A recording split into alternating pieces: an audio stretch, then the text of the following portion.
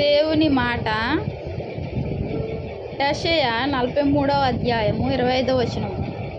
నేనే నా చిత్తానుసారంగా నీ అతిక్రమములను తుడిచివేచున్నాను, నేను నీ పాపములను జ్ఞాపకం చేసుకొనను. ప్రియ స్నేహితులారా, దేవుడు ఏమంటున్నాడు ఈ సమయంలో? మొదటి నుంచి చివరి వరకు ఆయన మాటను శ్రద్ధగా విందాము. దేవుడు చాలా స్పష్టంగా మనతో మాట్లాడుతున్నాడు. ఆయన మాట్లాడే దేవుడు. ఏమని మాట్లాడుతున్నాడు మనతో?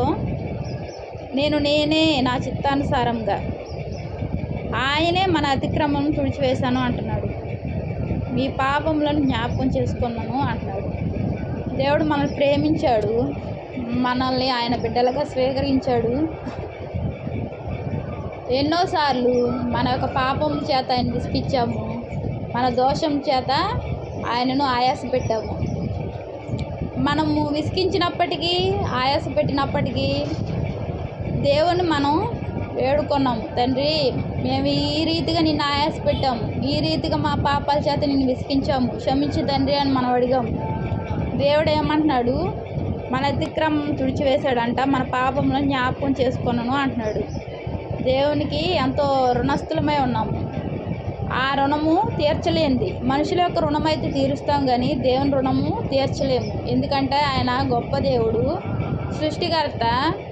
మన కోసం మన పాపంలో శాపంలో పడి నశించిపోవడం ఏమాత్రం ఇష్టం లేక ఆయన యొక్క ప్రియకుమారుని లోకాన్ని పంపించి సిలువలో కార్చిన రక్తం ద్వారా ఆయన మనల్ని విమోచించాడు, ప్రియమైన బిడ్డలుగా చేసుకున్నాడు.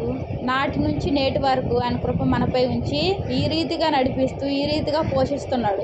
ఇటువంటి ధన్యత వేరొకరికి లేదు. ప్రియ సహోదరి సహోదరులారా, కేవలం ఆయన నమ్ముకున్న విధానాన్ని బట్టి, ఆయన మనల్ని ప్రేమిస్తున్న విధానాన్ని బట్టి మనం ఈ స్థితిలో ఉన్నాము. నీ జీవితంలో, నా జీవితంలో ఒకసారి ఆలోచించుకుందాం. ఆయన ఎన్నో కార్యాలు చేశాడు. ఒకటా రెండా? ఎన్నెన్నో. చిన్నవైతే లెక్క మించినవి. మనం ఎన్నోసార్లు మతి మరుపు కలిగిన వారమై ఆయన అన్నీ గుర్తుంటాయి, కానీ ఆయన చేసిన కార్యాలు గుర్తులేక మనం ఎన్నోసార్లు ఆయన్ని విసిగించే వారంగా ఉంటాము. ఆనాడు ఐగుప్తు నుండి ఇశ్రాయేలీలు ప్రజలు ఐగుప్తుల యొక్క చెరలో నుండి బయటకు వచ్చినప్పుడు మోషే ద్వారా ఆ ఇశ్రాయేలీలు నడుస్తున్న ఒక దారిలో ఏమని విసుక్కుంటున్నారు? మాకు కీరకాయలు లేవు, ఉల్లిగడ్డలు లేవు, ఇలా ఇసుక్కుంటున్నారు. సరే అని దేవుడు మన్నా, శ్రేష్టమైన మన్నాతో పోషిస్తే మాంసం లేదని బాధపడుతున్నారు. మరలా మాంసం పూరేలను కురిపించి, మోరడు ఎత్తిన పూరేలను కురిపించి వారికి భుజింపజేస్తే మరలా నీళ్ళు లేవని బాధపడుతున్నారు. ఈ రీతిగా మన ప్రజలు మనలాంటి వారే. వారు మానవులే, మనము మానవులమే. మన పితరుల యొక్క స్వభావం మనలో ఉంది. మానవులందరిది ఒకటే స్వభావం. కాకపోతే వారి యొక్క తెలివితేటలను బట్టి, వారి యొక్క స్థితిగతులను బట్టి మారుతూ ఉంటాయి ఆలోచనలు. ఎంత చెట్టుగా అంత గాలి అన్నట్టు. అంతే తప్ప అందరిది ఒకే ఆలోచన, అందరి స్వభావం ఒకటే స్వభావం. ప్రియ స్నేహితులారా, దేవుడు ఏమంటున్నాడు ఈ సమయంలో? మన పాపముల చేత విసిగించాము, మన దోషాల చేత ఆయాసపెట్టినప్పటికీ ఆయన్ని మనం వేడుకున్న విధానాన్ని బట్టి, ఆయన యొక్క సిలువలో కార్చిన రక్తం ద్వారా మన పాపాలను కడిగి శుభ్రపరిచి, మన అతిక్రమములు, మన పాపాలను పూర్తిగా తీసివేశాను అంటున్నాడు మనలో నుంచి. ఇంకా తీసివేసినప్పుడు నువ్వు భయపడాల్సిన అవసరం ఏముంది? ఎందుకు దిగులు చెందుతున్నావు? ఎందుకు బాధపడుతున్నావు? ఎందుకు నిన్నెంతగానో ప్రేమిస్తున్న దేవుణ్ణి మర్చిపోతున్నావా? మర్చిపోయి మరలా నువ్వు ఈ లోకపు నటనకు బానిస అవుతున్నావా? ప్రియ సహోదరి సహోదరుడా, ఏమాత్రం మనం బానిసలము కావద్దు. మనం దేవుళ్ళో ఉంటే బానిసలం అవ్వము. మనం ప్రక్కకు జరిగితే మనము బానిసలం అయిపోతాము. పాపము, దోషాలు మన జీవితంలోకి రాకుండా ఉండాలంటే మనం ప్రార్థన ఎక్కువగా చేసుకోవాలి. వాక్యం అనే మన్నాను భుజిస్తూ ఉండాలి. వాక్యం అనే మన్నా ఎక్కడ దొరుకుతుంది? బైబిల్లో దొరుకుతుంది. బైబిల్ చదువుతూ ఉండాలి. ప్రార్థన చేస్తూ ఉంటే మధ్యలో సిలువుగా చిక్కులు పెట్టు పాపము, సిలువుగా చిక్కులు పెట్టు పాపం అంటే ఏంటి? ఆ పాపము మన యొక్క అడ్డు అడ్డు దేవుని వాక్యము, దేవుని యొక్క ప్రార్థన అడ్డుగా ఉంటుంది. పాపం అనేది మన జీవితంలోకి తొంగి చూడకుండా ఎప్పుడైతే ప్రార్థన వాక్యము దూరం అయిపోతాయో ఈ యొక్క సులువుగా చిక్కులు పెట్టి పాపము సులువుగా వచ్చేస్తుంది. ప్రియ సహోదరి, మేము నిన్ను వాటి అడుగుతాము. పాపం అంటున్నావు, ఏం పాపం చేస్తున్నావు నువ్వు, ఎందుకు ఇలా చెప్తున్నావు అని అడగవచ్చు. ప్రియ సహోదరులారా, నా స్నేహితులారా, పాపం అంటే ఏమీ లేదు.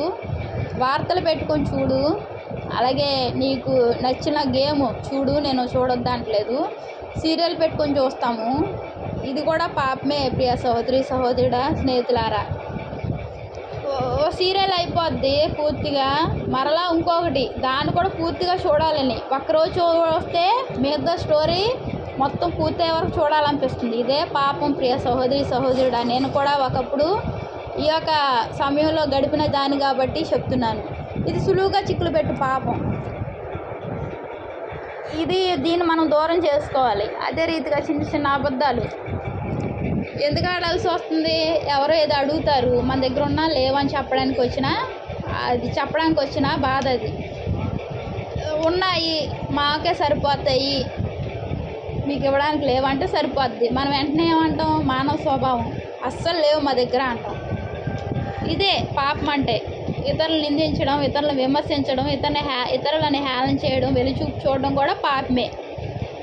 ప్రార్థన చేయకపోవడం పాపమే, వాక్యం చదవకపోవడం కూడా పాపమే. నీకు సమయం ఉండి కూడా నువ్వు దేవునికి దూరంగా జీవించడం కూడా పాపమే. నీకు ఆరోగ్యం ఉండి దేవుని సన్నిధికి వెళ్ళకపోవడం కూడా పాపమే. ఈ యొక్క పాపాలు దూరం అవ్వాలంటే ఏం చేయాలి? మనం ఆయన హత్తుకొని ఉండాలి. అప్పుడు ఒక సండే వెళ్ళకపోతే రెండో సండే కూడా వెళ్ళలేని పరిస్థితులు ఎదురవుతాయి. ఎందుకంటే ఎలాగైనా వెళ్ళనివ్వకూడదు అని ఉంటుందిగా ప్రక్కన. మూడో వారం కూడా మనం ఏం చేయాలి? అలా కాదు, బాగా వెళ్ళలేని పరిస్థితులు అయితే మానేయచ్చు, కానీ వెళ్ళగలిగే పరిస్థితుల్లో మాత్రం ఎట్టి సమయంలోని దేవుని సన్నిధికి మానకుండా ప్రతి వారం వెళ్ళాలి. ఆయన సన్నిధిలో మనం గడపాలి. ఆయన అన్ని లెక్కేసుకుంటూ ఉంటాడు, లెక్కలు రాసుకుంటూ ఉంటాడు జీవపు గ్రంథంలో. నా బిడ్డ ఈరోజు సన్నిధికి వచ్చింది, ప్రార్థన చేసింది, పాట పాడింది, ప్రతిదీ లెక్కే. మనం ఏదో ప్రార్థన చేసుకున్నాం, వెళ్ళాము, అక్కడ వరకే. దేవుని సన్నిధిలో ఒక్కరోజు గడుపుట కంటే 1000 దినముల కంటే శ్రేష్టం. ఒక్క దినం గడిపితే 1000 దినాల కంటే శ్రేష్టమని దేవుడు అంటున్నాడు. 1000 దినముల గడిపే సమయాన్ని మనం ఆయన దృష్టిలో 1000 దినాలుగా ఉన్నాయి ఒక్కరోజు గడపడం. అటువంటి గొప్ప ధన్యకరమైన జీవితాన్ని వదులుకోవద్దు. ప్రతి వారం ఆయన సన్నిధిలో ఆయన అదృశ్యమైన దేవుడు మనం చూస్తాడు కాబట్టి, ఆయన మనం చూస్తాడు, ఆయన ఉన్నాడు, ఆయన్ని మనం చూస్తున్నాము అని మనం దేవుని సన్నిధికి వెళ్ళాలి. దేవుడు నిన్ను ప్రేమించాడు, నీ పరిస్థితులన్నీ గమనించాడు. నీ యొక్క ప్రతి సమస్య నుంచి విడుదల కలుగజేయడానికి దేవుడు ఏం చేశాడు? నీ ప్రార్థన విన్నాడు. ప్రియ సహోదరుడా, నీ పాపాలు, నీ అతిక్రమం పూర్తిగా తొలగించాడు కాబట్టి ఈ రోజు నుంచి నీ జీవితంలో గొప్ప కార్యాలు చూడబోతున్నావు. దేవుడు చూచేలాగా నీ కన్నులను తెరవజేస్తున్నాడు. నీకు దేవునికి వందనాలు. మహాప్రేమ గల తండ్రి, కృపగల నాయన, నీకైనా వందనాలు, స్తోత్రాలు చెల్లించుకుంటున్నాను అయ్యా తండ్రి. నాయన, నువ్వు గొప్ప దేవుడు అయ్యా తండ్రి. మా పాపాలను, మా యొక్క ప్రతి విధమైన సమస్యల నుండి ప్రభా నాయన యేసయ్య ఉన్నత స్థితిలో ఉండులాగిన ప్రభా, ఆత్మీయంగా శారీరకంగా కూడా ప్రభా మమ్మల్ని హెచ్చించడానికి ప్రభా, మా అతిక్రమం తుడిచివేసి మా పాపాలను జ్ఞాపకం చేసుకోనని నువ్వు మాట ఇచ్చావయ్యా తండ్రి. నీ మాటను బట్టి వందనాలు చెల్లించుకుంటున్నానయ్యా. దేవుని మాట వింటున్న ప్రతి ఒక్కరి జీవితాల్లో ఆశీర్వాదాలు కుమ్మరించండి అయ్యా తండ్రి. ఆత్మీయంగా శారీరకంగా వారి యొక్క సమస్యలను తొలగించి వారిని ఉన్నత స్థితిలో నిలబెడుతున్నందుకు వందనాలు చెల్లించుకుంటున్నాను ప్రభా. ఇంతగా ప్రేమించిన దేవా, ఏమి రుణం తీర్చుకోగలం? ఏమి లేని వారం అయ్యా. మా పాపాలను క్షమించినందుకు వందనాలు చెల్లించుకుంటూ, మా అతిక్రమం తుడిచివేసినందుకు వందనాలు చెల్లించుకుంటూ, జ్ఞాపకం చేసుకొనని అన్నావు ప్రభా నాయన.